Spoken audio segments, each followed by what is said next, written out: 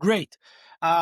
So as I think it's the fifth or the sixth session for Prep Your Firm, which aim to give the industry the best speakers, the best tools, the best knowledge or resources to prepare the firm for 2026.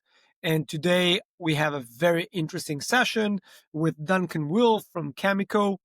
And the thing that I love about this session is that CAMICO um, is an insurance company for CPAs, but it takes a very proactive approach working with the CPAs, not just having a policy or for them to contact after something happens, but actually helps them to prevent.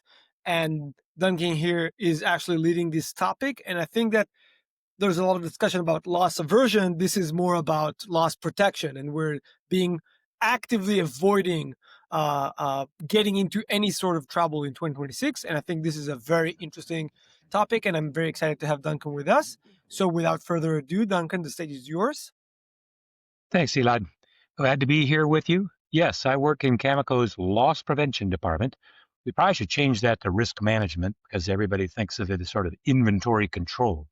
But yeah, we are a department at CAMICO that distinguishes us from other professional liability insurance companies in that we basically just are out there to provide risk management solutions to our policyholders. Enough about that.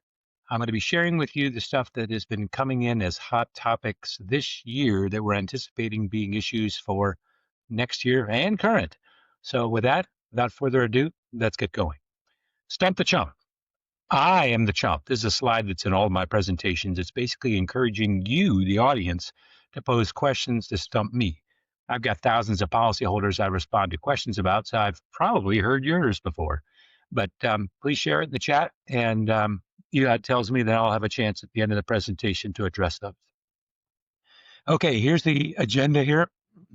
Trending risks, common risk management themes, accounting malpractice, jury perspectives, latest and greatest engagement letter clauses. Those are the ones that we're planning on putting into our engagement letters for this year that are new in prior years.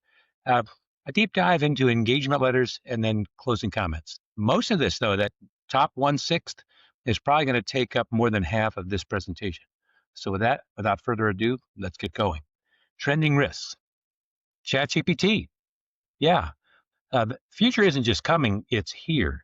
When I first was discussing this a couple of years ago in a board meeting, our board was talking about this as, hey, look at it as a risk. It's something that people are going to be using. You have to be careful with it. But when you get a result, consider what it's like is maybe your best intern coming to you with a suggestion. Take it with a grain of salt. I still want you to be thinking along those lines. I, however, want you to be really, really, really prioritizing client confidentiality. Yeah, the client confidentiality rule is fundamental to what we do in public accounting. So you can't be sharing this information with a large language model, a generative AI model, without making certain that it's not going to be a problem for you. And yeah, exercise due care and professional judgment. Review what the output is on this. There are still hallucinations, but it can just be that it's wrong. And it's always emphatic in its response. So don't expect it to be right merely because it's so emphatic that it is right. So here are the advantages to AI. Yeah, provides you with some greater productivity, efficiency. Um, I've used it. I've looked at it to craft an engagement letter. I've looked at it to look at email, crafting something that's a little bit better. But you still end up having to look through that thing. You can't just rubber stamp it when it comes out. Enhanced innovation, scalability. So small firm, large firm, all of you can use it, and it improves your deliverables. What are the risks? Biases. Yeah, it's only knows what it knows, not what you know. It's also just as good as the prompt that you put in. There are ethical issues out there. Is it good for the environment? What's it going to be doing for livelihoods of people out there? You know, the people that are developing this are getting richer. Are all of them are going to survive, or just some of them? Are you going to invest in this? Some of them will win, some of them will be lose. Job displacement. Yeah, I so far think that my job is secure, but there's a lot of people out there that aren't so sure. There's an insurance company in the state of Michigan that has announced that they're going to be cutting 20% of their workforce out there because they've got some benefits from doing this. They got to be looking at the bottom line. but is it better for society that way? Implementation costs can be somewhat dramatic. Privacy and security issues, yep. You got to maintain that. Can't be so sure that your chatbot really is. So be careful about that. Technology reliance displacing objectivity. So I fear that people using this will end up thinking, I don't have time. This has got to be right. It looks right. Go. No, when you're in a rush, take a step back, put your hiking boots on, not your track shoes, and trample what you're having to look at. So it's giving you something that's expeditious. Invest a little bit more time to make sure it's just as good as can be and isn't wrong. Yeah, modify that prompt, modify the queries, look at the other considerations it's got out there. And the last thing, inertia. I'm going to tell you that sitting on the sidelines and waiting isn't your best bet. So I would have said, yeah, be careful out there. Maybe you don't want to be doing this, but I'm now starting to say, yeah, if you're sitting on the sidelines, you're going to be one of those people that ends up losing out because somebody else is going to be able to do what you're doing more effectively, more efficiently than you are. So, what are the roles out there? Well, again, enhanced efficiencies, automate repetitive tasks, and permits greater time for strategic tasks. What am I getting at here? Allow it to do the work, and you can focus on the things that it really can't do for you. Use it as a tool, not as a crutch, but as a tool, just like you used to use your adding machine, just like you use your laptop, just as you used to use your pencil. Who's been using that in a while? Okay, I told you there could be problems with um, chatbots and confidentiality. Well, some of you say, hey, no worries, I've turned it off, so that's not a problem. Well, updated versions of these AI chatbots sometimes turn off your default. So you may have set a default to say, no, I don't want the large language model learning from what I'm doing here. I'm not training the AI model. Yeah, maybe it's turned that off. So you're going to end up having to check on that. So yeah, the burden is on us. One, done, set it and forget it? No, you're going to have to keep revisiting this to make sure that it is indeed, even though you're paying more for this, you've got the enterprise model out there. Don't be surprised if in setting it up and getting that new version of it, that it somehow ends up defaulting to teaching the model. So yeah, how do you end up going about finding that? Well, I'm going to show you how to do it with ChatGPT next. But maybe you have a whole bunch of these. How do you find out how to do it for each? And you're having trouble finding where that is. Hey, ask another AI chatbot how to end up getting to the spot that changed those default settings on the chatbot you're concerned about.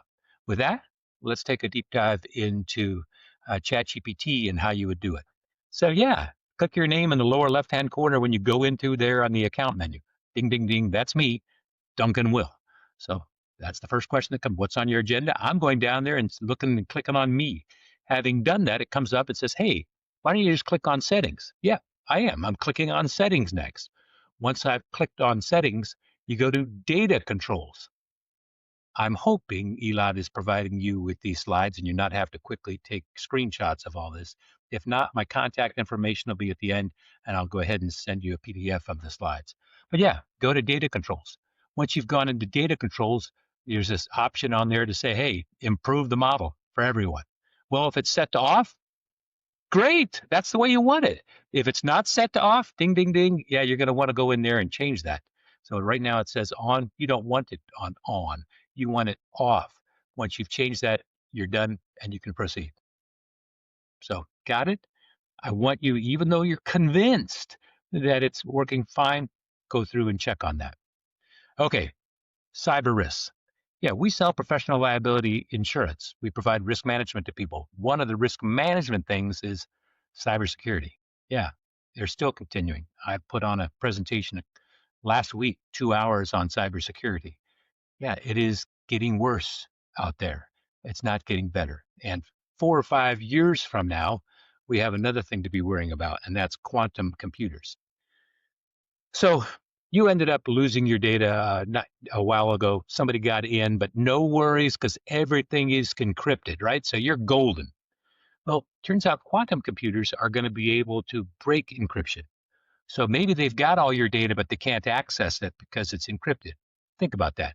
4 or 5 years ago from now, when quantum computers are affordable, or at least affordable for people that are trying to end up being fraudsters and get into your system, they're going to invest in one and they'll be able to go back in and crack the data that they obtained 6 years ago that has your username and passwords in it. Yeah, change those things, update those things, have different ones for other ones. Yeah, remote workers are getting in there. There's a whole bunch of breaches out there: wire transfer fraud, phishing schemes, ransomware attacks, malware. Wire transfer fraud? Yeah, not many of you, some of you, but not many of you are actually performing wire transfers on behalf of your clients. I will tell you that when you're in that situation, make sure that your client is talking to you, not emailing you the instructions.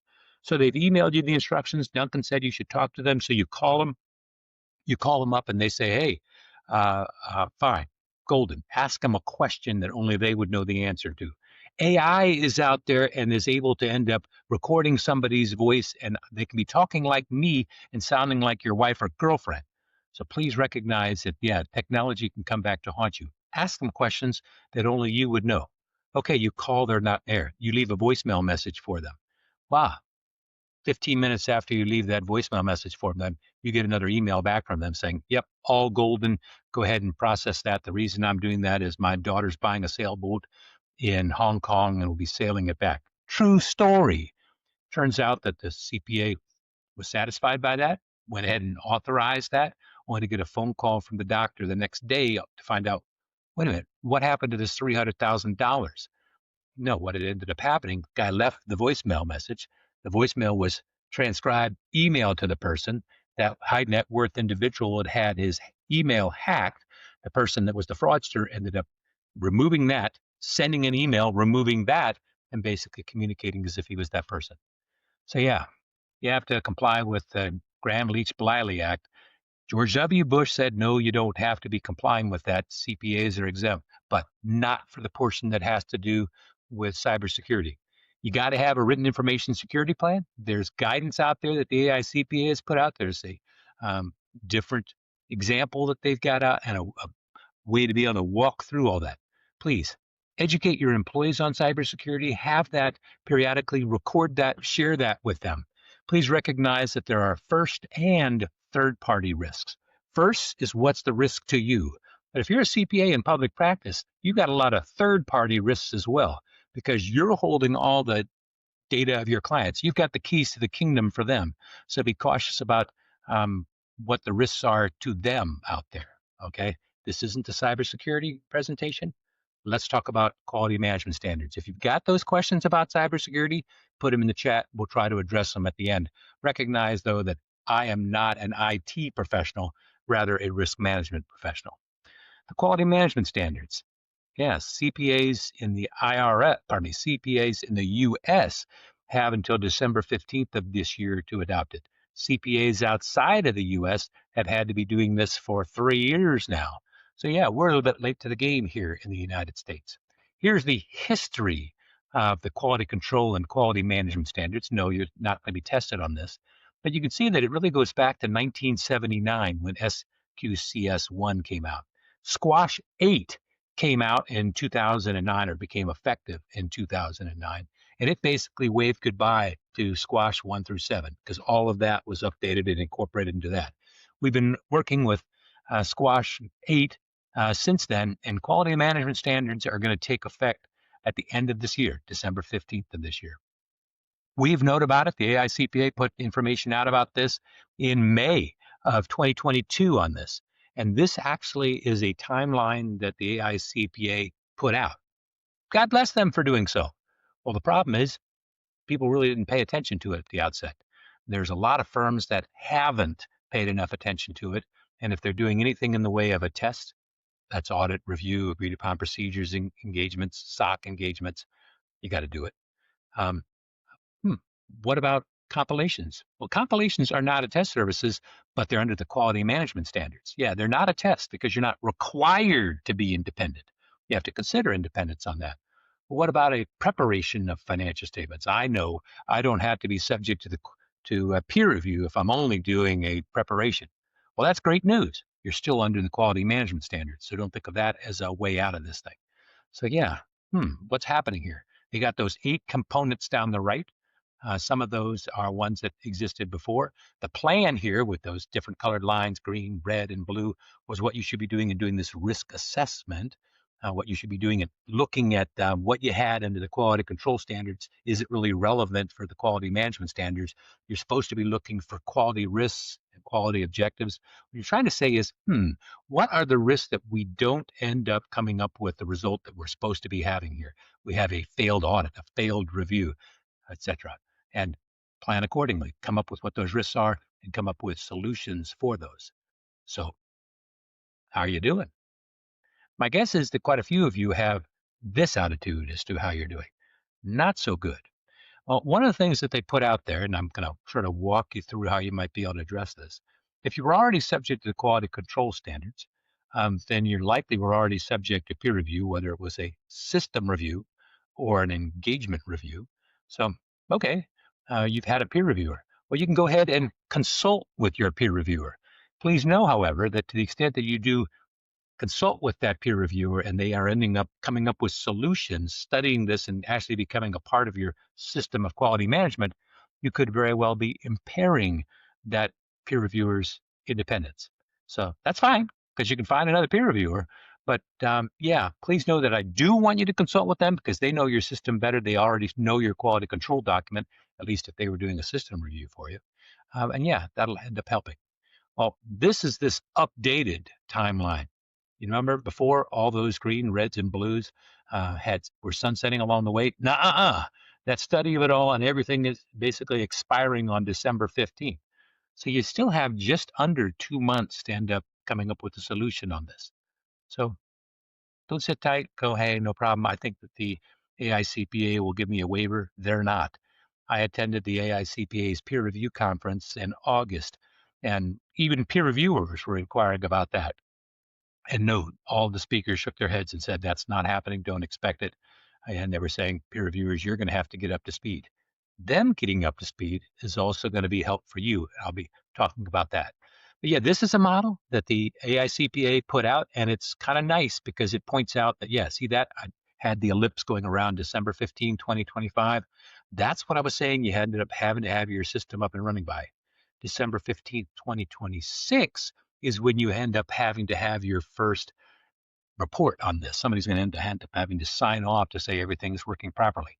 Between December 15th of 1 year and December 15th of 2026, you're going to end up having to assess this, work on this. And it's going to be like flying a plane while it's in flight. Okay, repairing the plane while it's in flight.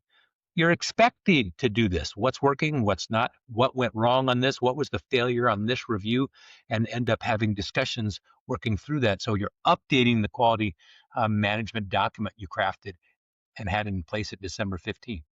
This is a working document. It is not a stagnant one. Okay, the nature of the system of quality management, yeah, it's dynamic. It's not linear. It's continual. It's iterative. So please don't look at it as a set and forget it. It also has to be responsive to the risks that you have, the circumstances you have, the engagements you have. You're going to want to have this quality management document specific to the types of engagements you perform, both the service as well as the industries. So think about that. It's also a risk-based approach. So you cannot be finding a PPC guide, some provider out there with, hey, here's what, this is a cut and paste version that you can use. No, you're going to have to be using your gray matter going through all this. You're going to have to establish what your quality objectives are. You're going to have to identify and assess their quality risks. Look, your quality control standards, your quality control manual probably was addressing a whole bunch of those. To the extent that you were doing something under the quality control standards, and you can't figure out why you needed to be doing that, pitch it. You're supposed to be doing this on the quality risk. You're looking at it from a risk management, risk-based approach. So if it's not serving you a purpose, there's not a risk of something going wrong along those things, it doesn't belong in your quality management document. And designing and implementing responses to those risks. Okay, so you got these risks. Yeah, you got objectives, you got risks. What are the responses to that? How are you addressing those risks to bring it down to a moderate level? That's what we're talking about.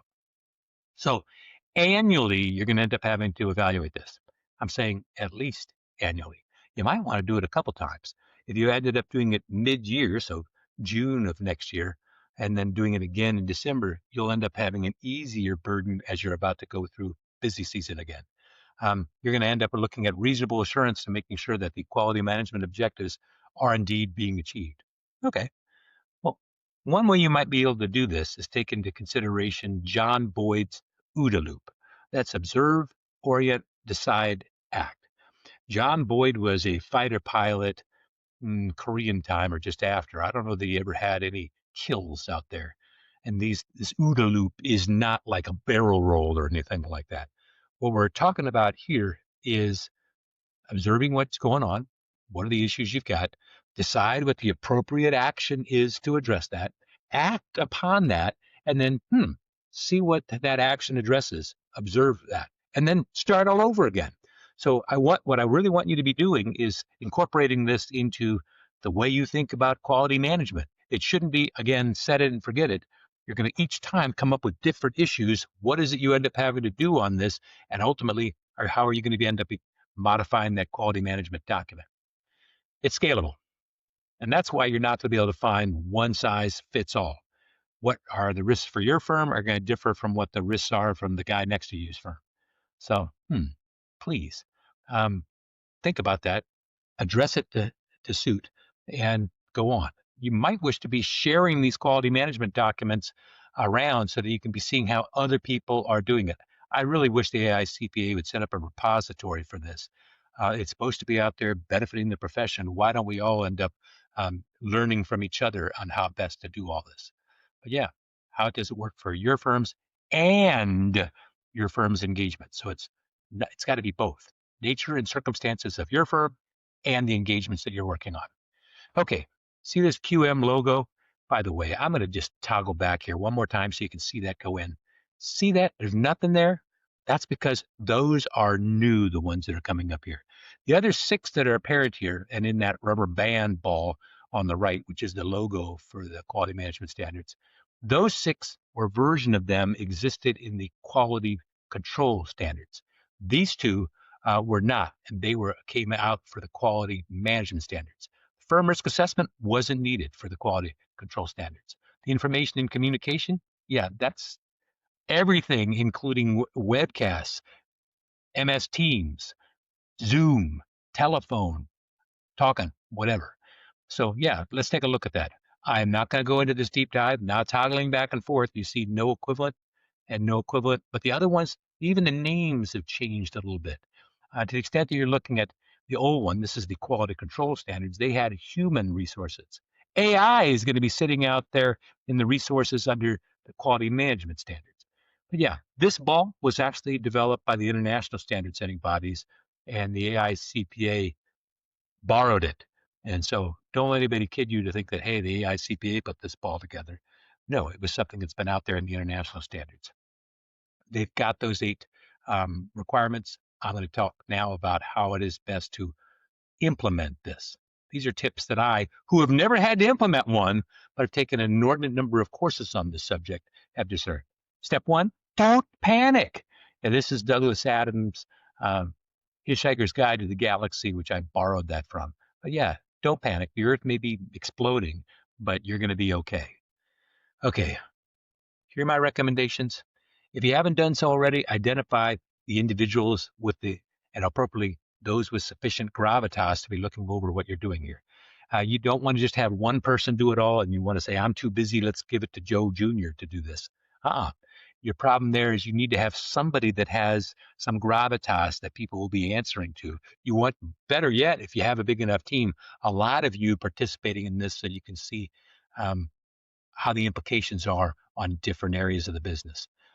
Don't let the perfect be the enemy of the good. You want to get something and you want to have it in place by December 15th, but it doesn't have to be spot on perfect. You have a year from December 15th, 2025 to 2026 to get it up and running so that you've got something your managing partner can sign off on.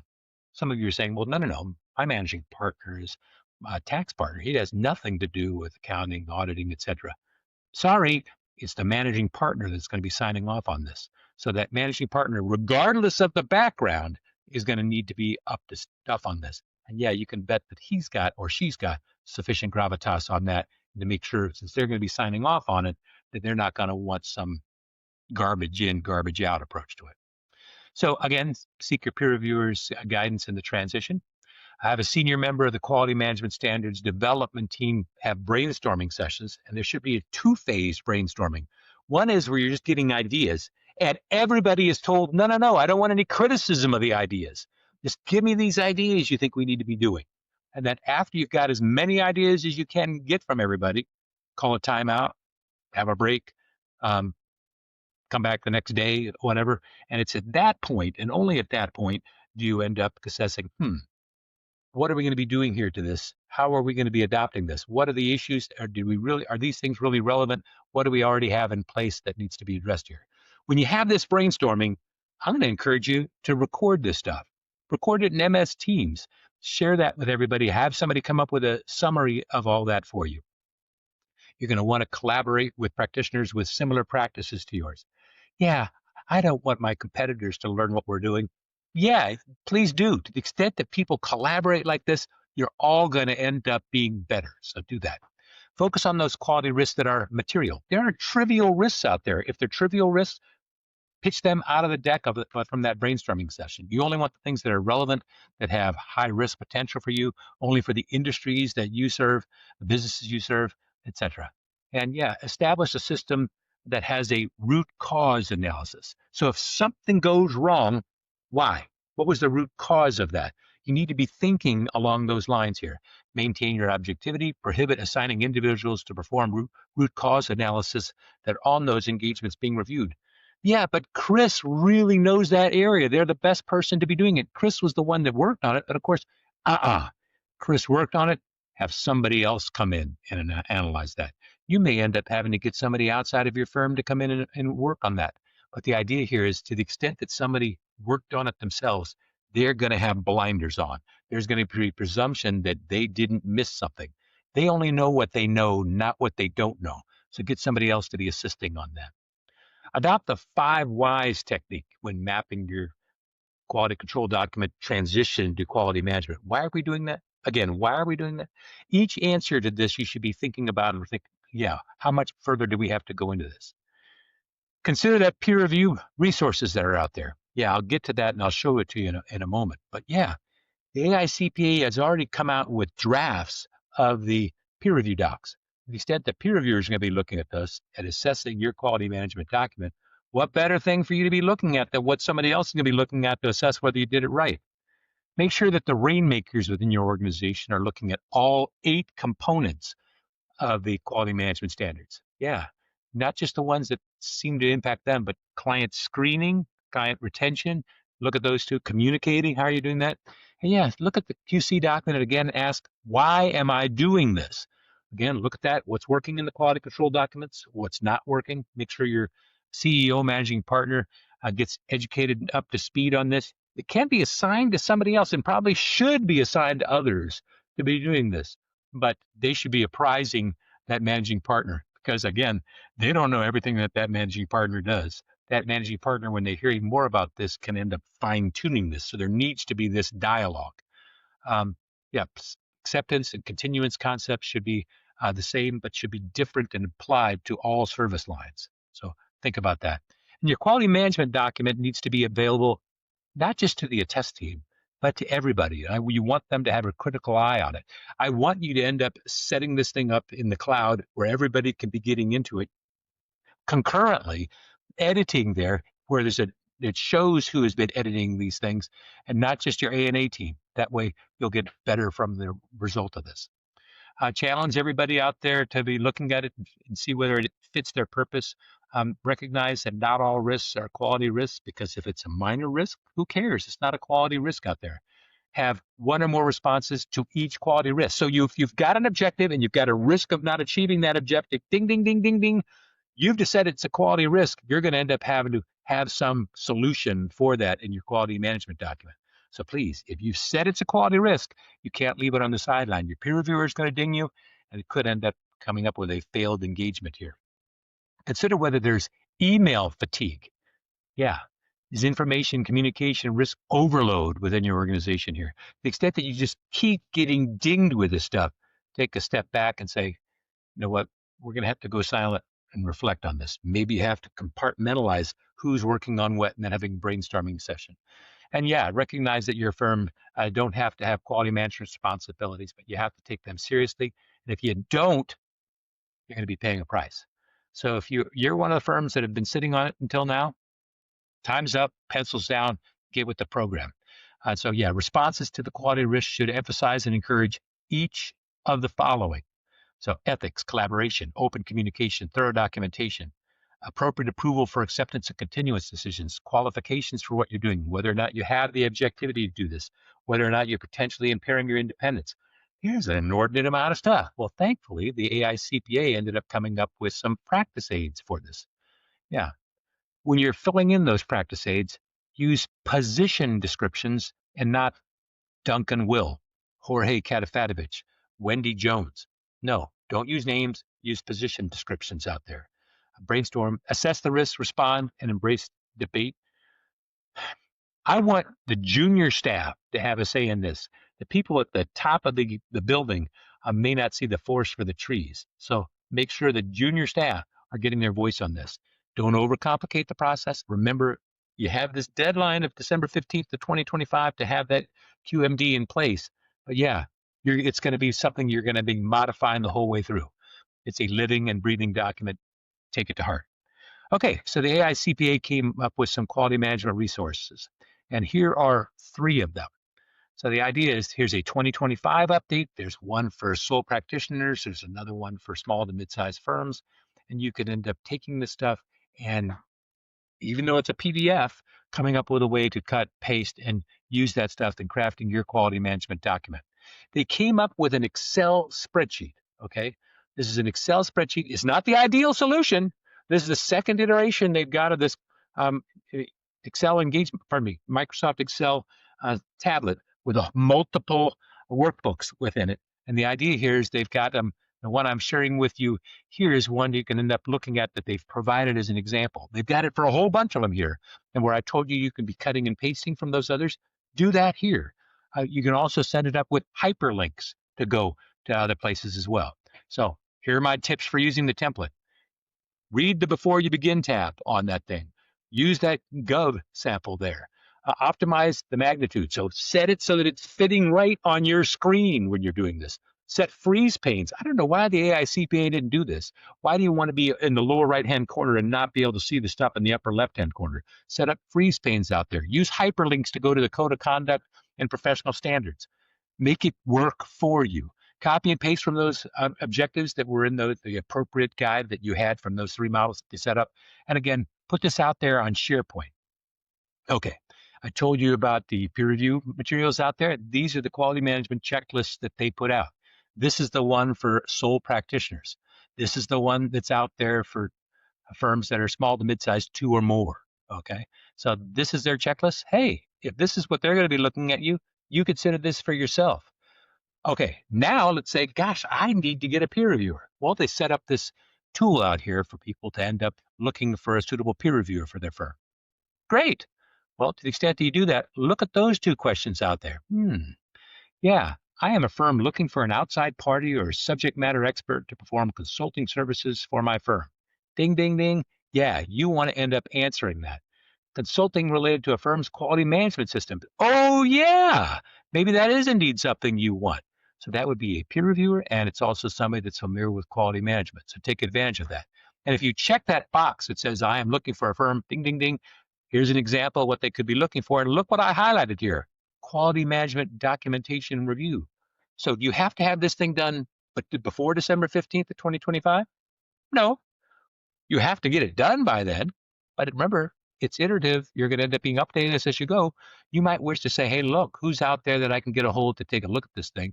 So ideal if you have it done beforehand and take advantage of this. If you don't, and you want to take advantage of it after December 15th of 2025, you can reach out to the ICPA to find somebody. And yeah, this PDF has hyperlinks to their resource center, the practice aids, that Excel spreadsheet, and those checklists. So those 4 things I just walked you through are all accessible through this hyperlink. Okay, now SARS-27. I'm giving you an example. This was actually a question that came in to me on the hotline. Okay, so SARS-27. I learned at a course I recently attended that a new SARS permits me to provide clients with financial statements and not be subject to peer review, and I won't be required to implement the quality management standards. Can you help me do this? Well, SARs are statements on standards for accounting and review services. They're put out by the Accounting and Review Services Committee. So, this is somebody that's saying, I'm doing all this other work, but gosh, maybe I just want to do financial statements under the consulting standards. My response, yes, you can do this, but that way lies madness. That was a line my dad used to use. On April 7th of this year, the AI CPA's Accounting and Review Services Committee issued SARS 27. I'm going to do a little bit of a deep dive into it.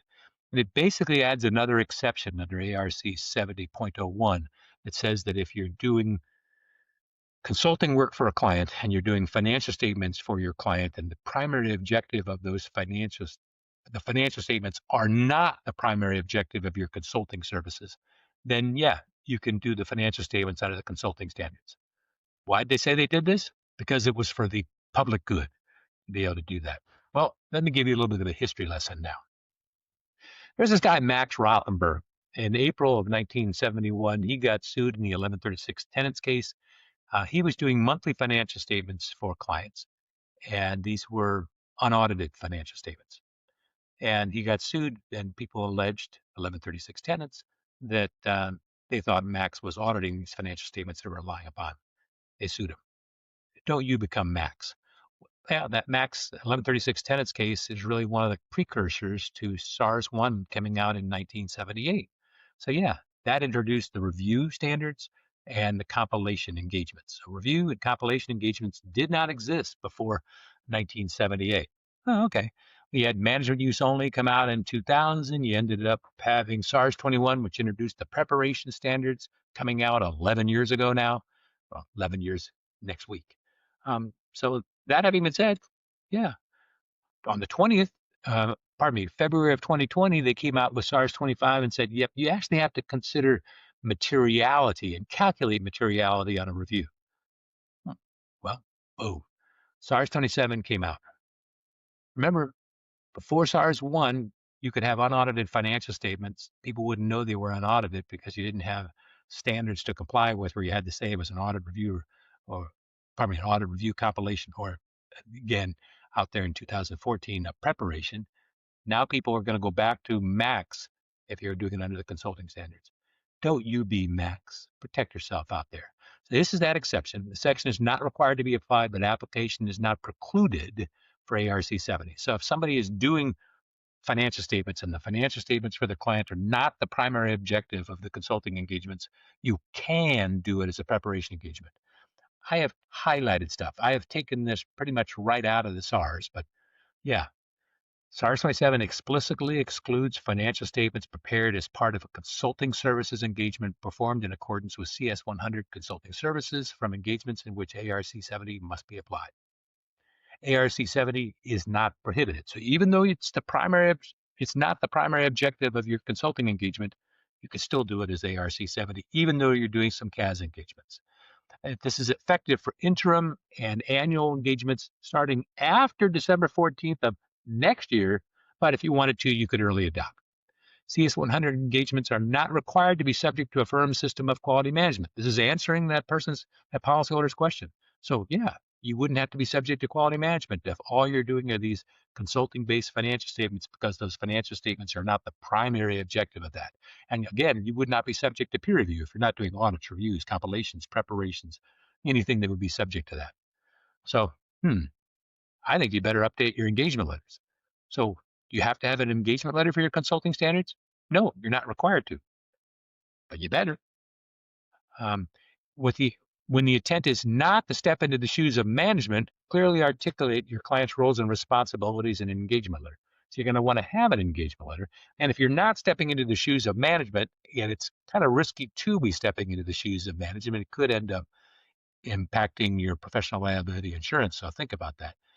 Yeah, clearly articulate in your engagement letter that you're not.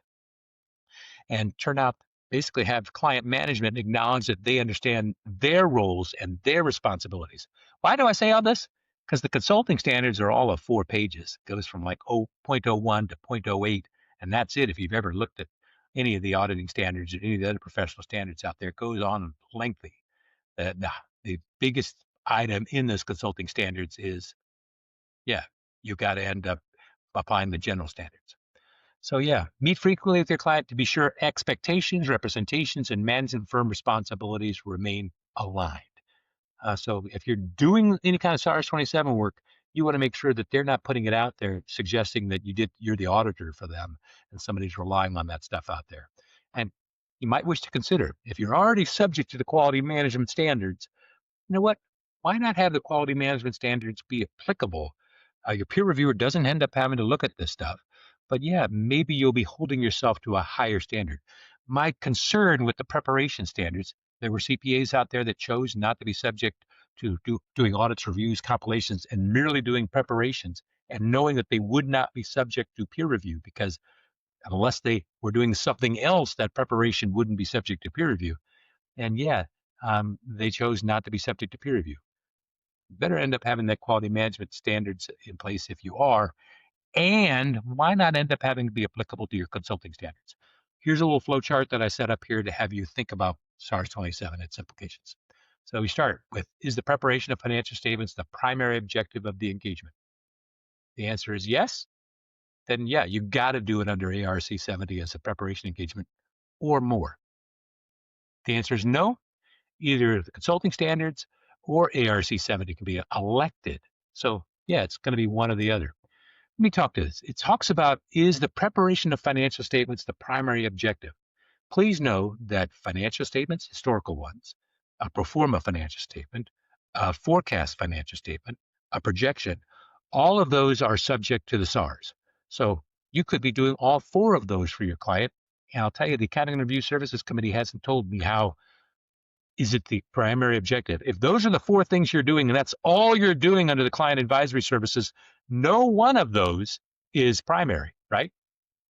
So you could say that you could do them all under the consulting standards, but all you're doing is financial statements and no other consulting. I don't think that was what the intent is out there.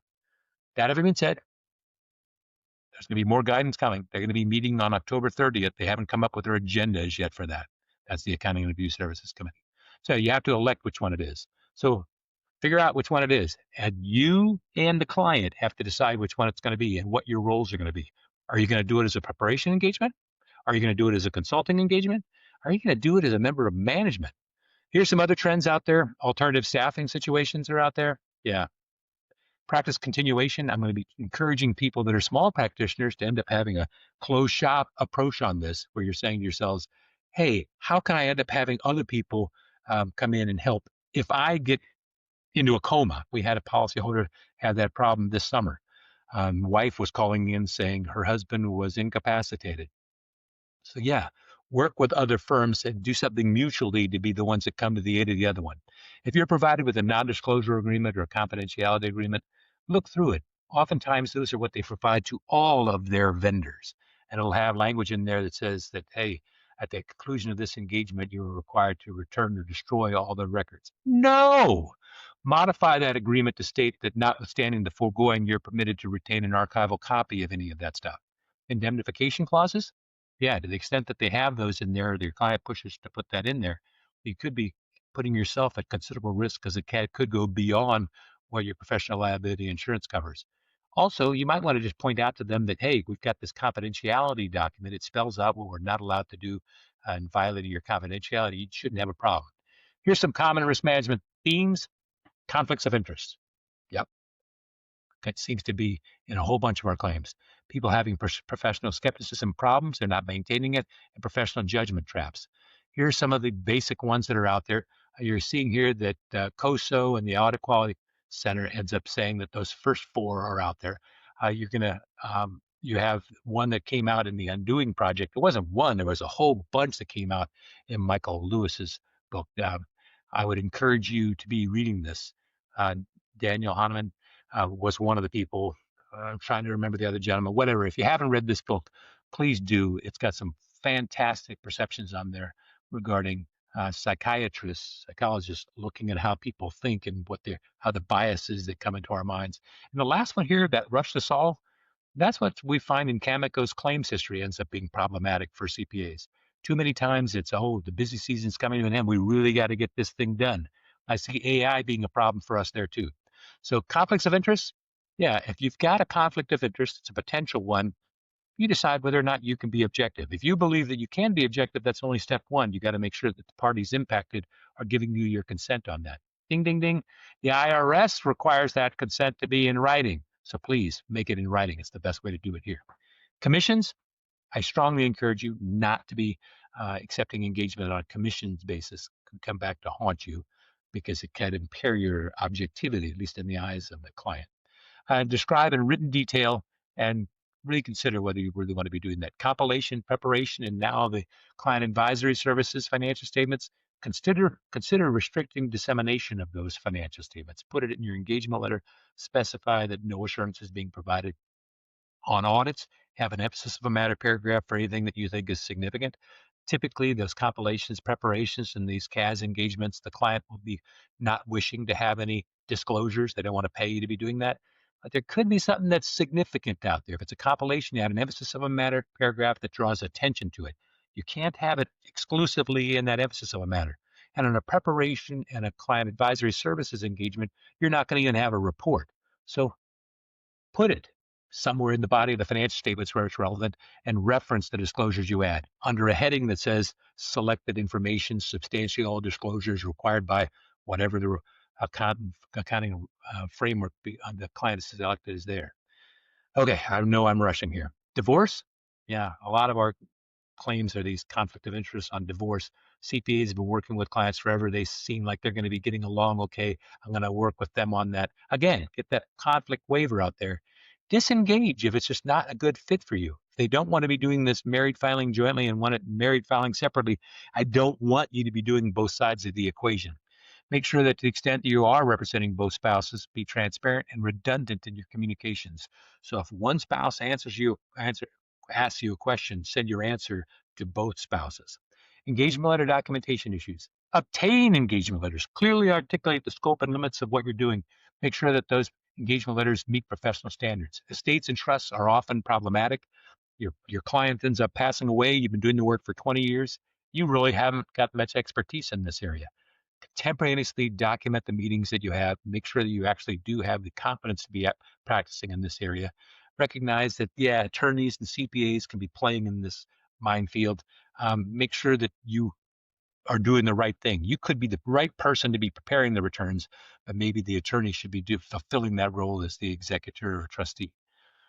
Hey, you could have beneficiaries. Those beneficiaries can be clients of yours. Your responsibility goes to the acting as the trustee or giving the stuff to the grantor, etc. When the beneficiary is asking for something, you got to make sure that you're not wearing both hats and violating your objectivity by assisting that beneficiary. Going concern. Substantial doubt about the entity's ability to continue as a going concern impacts audits, reviews, every kind of financial statement you have. Push back. Make sure that client's management provides you with the assurances that they are going to be able to meet that. And if they can't do that, modify your report accordingly and or disengage. Independence. If it's in a test engagement, make sure you're not doing anything that impairs it. And one of the things that typically does is non-attest services, tax work, client advisory services, a business valuation, etc. Worse off litigation threat. The client says, no, no, no, you're talking about a going concern modification. If you do that, I'm going to sue you. Hey, that litigation threat is enough to impair your independence. You should be disengaging. Tax issues. Whenever there's an option out there, advise your client, inform them of what their options are, advise them of what you would recommend, and then get their written consent back to you on what you think should be done. Have an engagement letter, even though engagement letters aren't required for tax engagements. To the extent that digital assets are a consideration, make sure those things are addressed in the engagement letter. FBAR, address that both in your organizer and in your engagement letter. And yeah, if you see a problem, you can't ignore it. Don't put your head in the sand. If you do, you're going to be putting yourself at risk. Okay, so again, you're going to end up downloading this and using them, but we've modified the language that we've got out there. We used to have something for independent contractors. We've now got a different one for tax only version and combo attest and tax versions. But the idea is, hey, we're not providing legal advice here. If a client, we've had a lot of cases where the client has sued to say, hey, why didn't you tell me that so and so should have been a W-2 employee instead of an independent contractor. You want to be basically spelling out that's a legal determination. That's not something we're doing for you. Hey, President Trump ended up signing something saying that no, we're going to be um, not going to be issuing checks like that anymore. So the IRS is expected to issue additional guidance on this. So you're not going to be getting paper check refunds anymore. So we're adding a clause into our tax engagement letters, spelling out that and alerting our, having our policyholders alert clients, their tax clients about that. Dispute resolution. Yeah, we want you to have dispute resolution in every one of your engagement letters. You should have mediation for resolving all disputes and binding arbitration to resolve disputes that you weren't able to resolve before mediation. And yeah, if mediation didn't address it and it's a fee dispute, don't sue to collect the fees. If you do, it typically translates into them having to consult with an attorney. The attorney says, is there a reason you didn't pay Duncan? Did Duncan do something wrong? And next thing you know, you have a countersuit against you. So don't do that. The use of artificial intelligence. Put it out there. If your firm is using it, how you're using it, etc., put it out there so it's not coming back to haunt you down the road. Okay, engagement letters. Reevaluate them each year. These are something that you should be looking at each year. So update them as you see fit. Tax engagement letters specifically, yeah, point out that they're not designed to prevent or detect fraud. That is management's responsibility. Specify exactly which returns you're preparing, exactly which states you're doing. Hey, you may not know, but to the extent that you know that you're doing California, New York, Florida, and Washington, state so. To the extent that you stumble upon some other ones, you can build them more for that. But if you just say your state returns, they were going to assume that you knew that you were supposed to be filing Oklahoma. Which years you're preparing. If it's only the one, state it. If it's more than one, state that, and the specific client names out there. The possibility that the uh, tax return may be selected for audit, and it'll be a separate engagement letter for you to assist them on that. What the client's responsibilities are for interest and penalties, the preparation dates and extension dates, when do they have to get the stuff to you, etc. And that, yeah, the taxpayer releases and indemnifies you from all claims attributable to their misrepresentations. So the point here is that, yeah, we're going to be relying on your representations to us, and to the extent that those representations to us are wrong, you can't end up suing us for that. If they say, no, no, no, you can't do that, yeah, well, how much more work am I have to be doing if I can't rely on what you're providing to me? There's something that's called a proposal letter, and there's something called an engagement letter. Marketing information goes in a proposal letter. Don't put them in there. All encompassing language, we're going to be doing all this stuff for you. That's what you can do, but that's not what's in your engagement letter, only what you're going to be doing. Make sure your client signs the engagement letter. Make sure that it's not unilateral. Only if you're signing, it's okay. All they don't have to provide it. Well, I will tell you, a lot of people are lazy, don't want to be troubled by this, and say, hey, to the extent that you provide us with this stuff back, that's tacit acceptance to the terms. Okay. Is it as good as a signed one? No. Evergreen. An evergreen is one where you say, hey, I'm going to give you this engagement letter. We're going to keep doing all this work for you until we disengage you or you disengage us. That's problematic. Why? Because your service is never concluded. There was no final deliverable. So the statute of limitations keeps running. Interest charges, yeah, if you're going to be imposing interest on people, say interest, not late fees, but don't make it usurious. What you should have in your engagement letter, make sure they're customized, make sure they're plain English, define the purposes, scope, and limits. To the extent that it's in a test engagement, that it complies with ET 1.295, the non-attest services. The extent that you're going to be doing tax returns, tell them you want to have these brokerage statements from them. Also point out that we're not balancing your portfolio. We're not your investment advisor out there. Put in a stop work clause in your engagement letter, something that basically says, hey, if you don't pay us, you don't provide us with the information, we get to stop work. And if we disengage and there's harm to you, it's on you. We're not responsible for that. I've got a litany of things here. We only have 5 minutes left. Refer to these things. I want to make sure I have a chance to address your questions. Always consider retainers, however. Making sure that you are paid up front is a good thing, especially with brand new clients to you. And it's a good way of screening whether somebody's a good fit for your firm. On what we see as a problem with a lot of the reviews, compilations, even preparations, is where they're not being contrasted with the other services. Reviews with audits, compilations with reviews and audits, preparations with comps, reviews and audits. Ding, ding, ding. Yeah, put that in there. And yeah, to the extent there's any assumptions and limiting conditions to what you're doing, spell that out. So here are the takeaways, and then we're going to hit to your questions. Always consider your expectations and your client's expectations.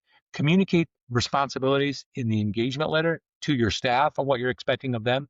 This has worked for me in my marriage and raising kids. Explain and document not so it can be understood, but rather so it cannot be misunderstood.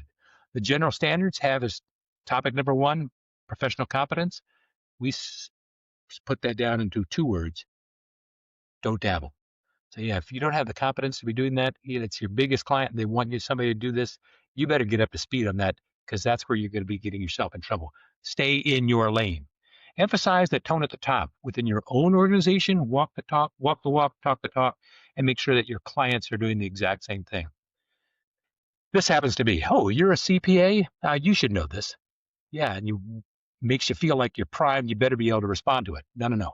Recognize that your fraction of the CPA body of knowledge is a sliver. You shouldn't be expected to know anything and everything out there. So speak up to that. You don't. And respect email, text, chats, and yes, emojis. These are things that plaintiff's counsel are going to be looking at and coming back when they're filing a claim against you to make it look like you were not serious about what you were doing. So yeah, cute picture. You see that cute little red dog there? Don't look straight ahead and say nothing. Could come back to haunt you. My mantra we're going to hit you with on the next slide. Okay, so first of all, thank you very much, Duncan. It was very educational. Uh, the See, you amazing, learned something, Elon? You I, learned something? I learned a lot. The amazing thing about what we just talked, we didn't when we did this webinar, we didn't come and say, hey, here's Anchor, here's what we're doing. And then you touched on a lot of things on the engagement letter, on the proposal that are already covered. And part of what we're doing is also to meet compliance and a lot of different things that you talked about, and we should definitely talk about it further on. If anyone has a question for Duncan, they can write it on the chat and we'll bring that to the screen so we can all learn. And Duncan, if you can also leave your email and I will. That'll be on the slide after this. I'll try to put in every one of my slides. You can sell your services daily, but your reputation only once. So no shortcuts out there. And as they used to say on Hill Street Blues, hey, hey, hey, be careful out there. Here's my contact information. It's toll-free number at CAMICO right there at the top. My department, loss prevention, is lp@camico.com. If you're a policyholder and you actually have a claim or you've got a subpoena or somebody's alleging you did something wrong or you know you did something wrong, that's claims@camico.com. If you want to reach out to me, dwill@camico.com. Duncan is my first name, and there's the website for CAMICO. I'll leave that up. The thank you slide is what we'll part with. No chats. I know I went really fast, and people probably didn't have time to be jotting down anything. I want to thank you very much, Duncan, for your time and uh, well, knowledgeable and information. And Jennifer says the same, really great information. And obviously, everyone are welcome to reach out to Duncan or to check out everything else that CAMICO is doing. And we'll see. And I didn't mention that, but this session is recorded, and we will share that with all the people who registered. So it'll be accessible for everyone later Very on, good. hopefully tomorrow. And thank you very much again, Duncan, for your time. My pleasure. It was a pleasure. Stay well. Bye bye, everyone.